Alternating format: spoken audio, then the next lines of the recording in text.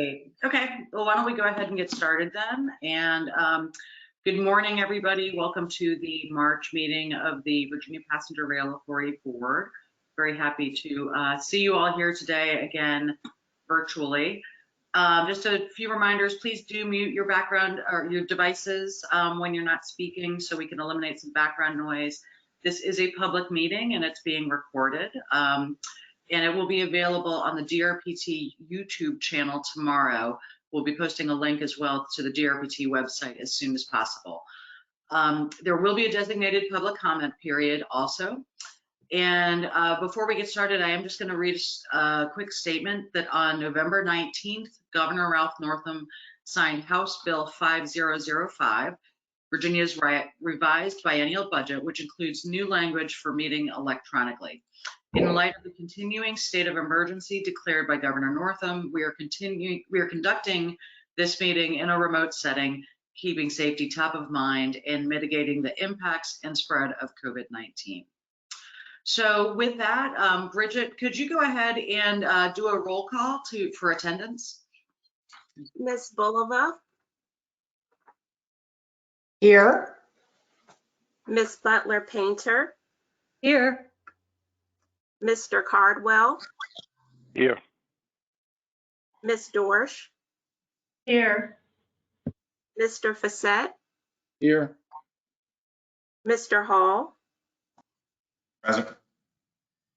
Mr. Mormon. Here. Ms. Moses Ned. Mr. Nichols. Mr. Sadid. Here. Mr. Spoor. Here. Ms. Zimmerman. Here. Madam Chair, that concludes the roll. Great, thank you. So this time I'd also like to ask for a motion to approve the minutes of our February board meeting. And would anyone like to make a motion for that? Move approval. Second. All right. Bridget, could you do a roll call vote, please? Ms. Bulova. Aye. Ms. Butler Painter. Aye. Mr. Cardwell. Aye. Ms. Dorsch. Aye. Mr. Fassett. Aye. Mr. Hall. Aye. Mr. Mormon. Aye. Ms. Moses Ned. Mr. Nichols. Mr. Sadid. Aye. Mr. Spoor. Aye. Ms. Zimmerman. Aye. That concludes the roll. The motion passes. Great, thank you. And now we have a period where we're going to allow public comment. I think, not quite sure, Haley, are you running this? Yes. So at this time, if you have any comments to share, please raise your hand in the participant panel. If you are calling in, you can press *3 to raise your hand. We will unmute your line when it's your turn to provide comment. At this time, we're going to open that line and I will be looking for any hand raising. You'll have 3 minutes to provide your comment.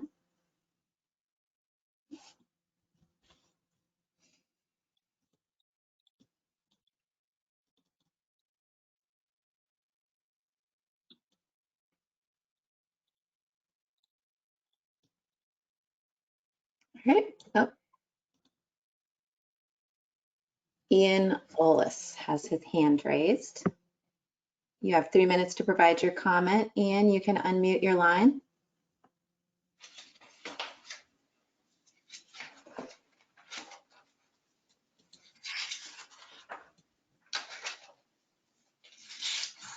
Thank you. It's Ian Ollis from FAMPO in Fredericksburg. This is just my first attendance at your meeting. I look forward to watching and learning a lot of what you get up to. And I'm one of those rail advocates who's very keen on promoting passenger rail, and seen as the current main north-south line comes right through our region, through Fredericksburg. I'm just looking to encourage as much upgrade and improvement of that line and additional train services for our community, particularly weekend trains and trains that will enable reverse commuting so that people can live elsewhere and work in the Fredericksburg, Spotsylvania, Stafford region. But it's my first meeting, so thanks for allowing me to attend, and I look forward to seeing what you all are doing in terms of your work. So thanks very much. Thank you so much for your comment, Ian. All right, I'm gonna look through again one more time to see if we have any hands raised. And as a reminder, if you would like to provide comment post-meeting, you can share that. The email address is listed on the screen now, drptpr@drpt.virginia.gov. All right, and that concludes our public comment period. Thank you so much. Great, thank you, Haley. So this time I'm going to go ahead and give you, provide you with an update about what's been happening over the past several weeks since we last met. First of all, Secretary Valentine on March 10th testified to the House Transportation and Infrastructure Committee's Rail Subcommittee about our Transforming Rail in Virginia program. And she spoke about supporting also the COVID relief bill, the Moving Forward Act, and the new passenger rail improvement, modernization, and expansion grants as well. So that was very exciting. We were happy to have her be able to provide that input back to Congress. An update from the General Assembly. I think the last time we met, we were still just finishing up the session. The budget conference report did provide some one-time funding for a number of transportation programs, but including rail. So we were very pleased that the General Assembly supported a number of our initiatives, and that included $83.5 million for our Western Rail Initiative, which will extend passenger rail to Roanoke, or from Roanoke to the New River Valley, and also a second frequency to Roanoke. In addition to that, there was another $83.5 million for improving commuter rail service on the VPRA Manassas line. This is work that we've been doing to help accommodate the additional VPRA service on the Manassas line that we also received slots from with our CSX agreement too. As part of that, the budget did also direct the Secretary to conduct a cost assessment of extending passenger rail to Bristol, and also to do a what's called an RTC model, which is a model that it's a modeling exercise, operations modeling that'll be done by Norfolk Southern, related to potentially providing service to Bedford, Virginia also. A couple other bills, House Bill 1893 and Senate Bill 1212. They were introduced by Delegates Hurst and Senator Edwards, respectively, to create a New River Valley Passenger Rail Station Authority. Both passed. They're on their way to the governor for signature. Those bills will establish it's a local authority that will be able to provide a conduit for potential funding for a station in the New River Valley, which will be, again, part of our Western Rail Initiative. So our VPRA website is, or now our Transforming Rail in Virginia website is now live.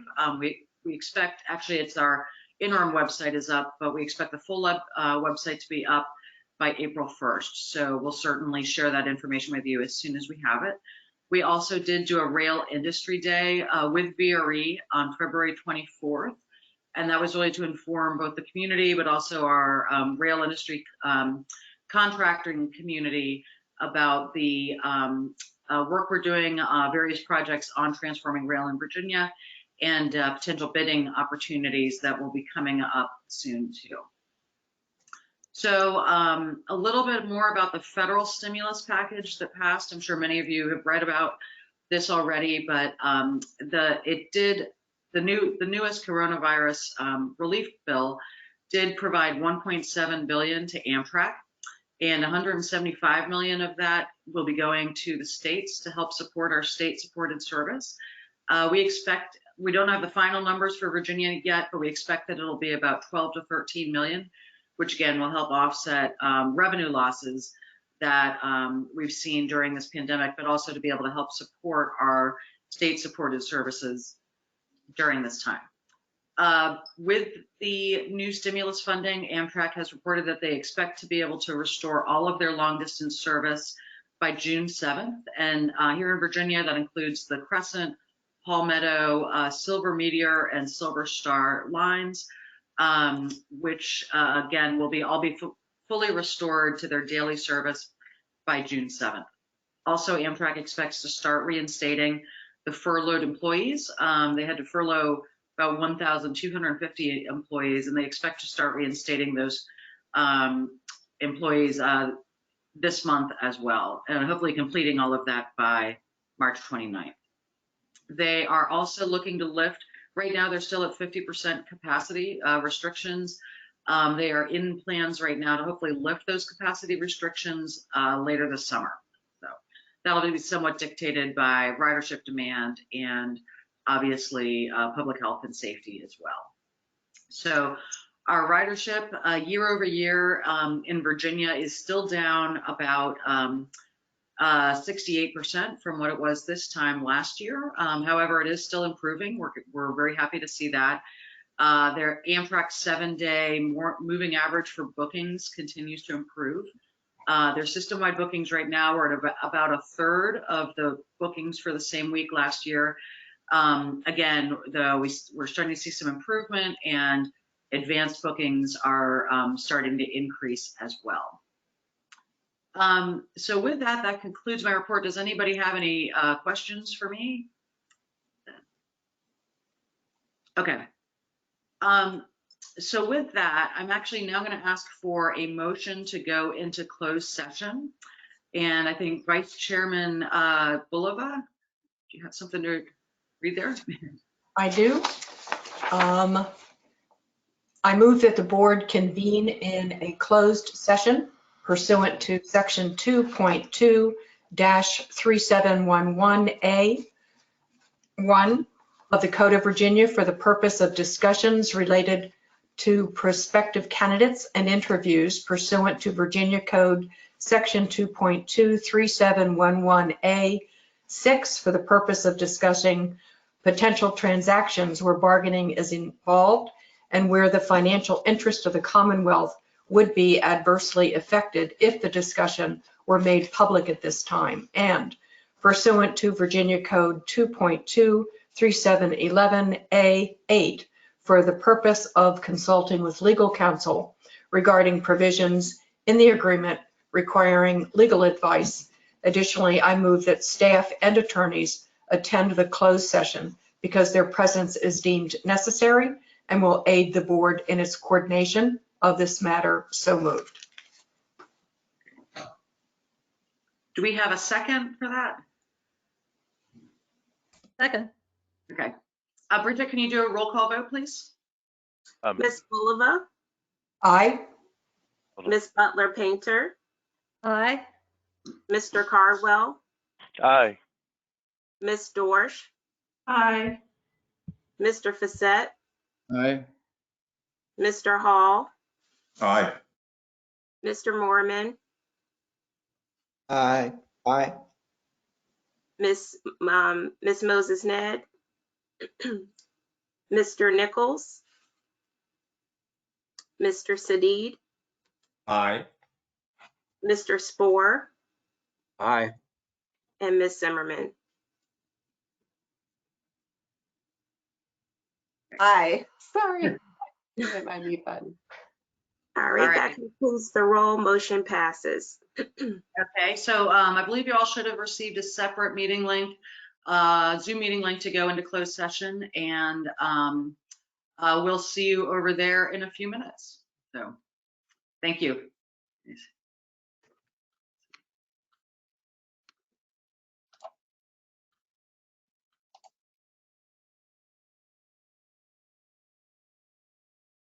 All right, we're all set on our side.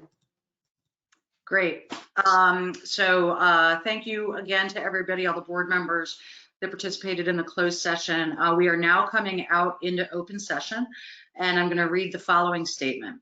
We are now going to take a roll call vote, and I ask that each member indicate their agreement with the following. To the best of my knowledge, during the closed meeting, the only matters heard, discussed, or considered were those matters lawfully exempted from the open meeting requirements under the Virginia Freedom of Information Act, and only those public business matters as were identified in the motion by which the closed meeting was convened. Bridget, would you please do a roll call vote? Sure. Ms. Bulova,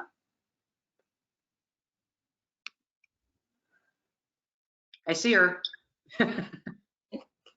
I see a wave. Okay. Ms. Butler Painter, Yes. Mr. Cardwell, Yes. Ms. Dorsch, Mr. Facette, Aye. Mr. Hall, Mr. Mormon, Aye. Ms. Moses Ned, Mr. Nichols, Mr. Sadid, Mr. Spoor, and Ms. Zimmerman. Aye. Okay, the ayes have it, motion passes. All right. Thank you again, everybody, and we'll be back in touch soon, and appreciate all of your participation today. So, thank you. Thanks. Bye. Thanks.